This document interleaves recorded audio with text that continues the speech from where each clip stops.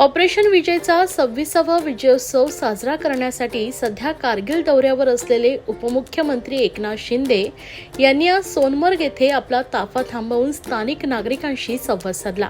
उद्या कारगिलमध्ये आयोजित सरहद शौर्यथॉन 2025 या स्पर्धेला हिरवा झेंडा दाखवण्यासाठी ते कारगिलमधील द्रास येथे उपस्थित राहणार आहे।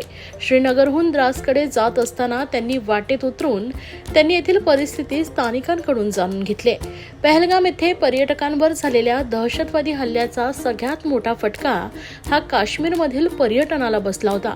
अशा शिंदे यांनी स्थानिक नागरिक, घोडेवाले, फळ विक्रेते, इथे फिरायला आलेले पर्यटक यांच्याशी संवाद साधून येथील परिस्थिती विचारली। यावेळी येथील दुकानदारांनी हळूहळू येथील परिस्थिती सामान्य होत असून पर्यटकांची पावले पुन्हा काश्मीरकडे वळू लागल्याचं सांगितलंय। तर इथे आलेल्या पर्यटकांनीही येथील वातावरण आता आम्हाला पूर्वीप्रमाणे सुरक्षित वाटत असून देशाचं हे नंदनवन पाहताना कोणतीही भीती वाटत नसल्याचं मत व्यक्त केलंय।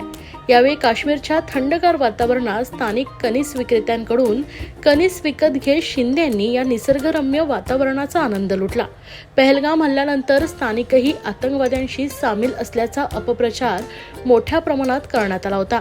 मात्र उपमुख्यमंत्री शिंदे यांनी आपल्या काश्मीर दौऱ्यात स्थानिकांशी संवाद साधत हा दुरावा कमी करण्याचा प्रामाणिक प्रयत्न या निमित्तानं केला आहे। धन्यवाद साहेब, तुम्ही भेटले, आम्हाला देव भेटल्यासारखं झालं। आम्हाला वाटलं नव्हतं तुम्ही थांबाल एवढ्या याच्यात तुमच्या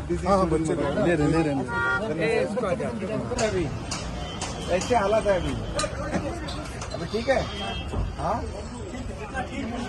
हाँ अभी लेकिन शुरुआत हो रही है ना।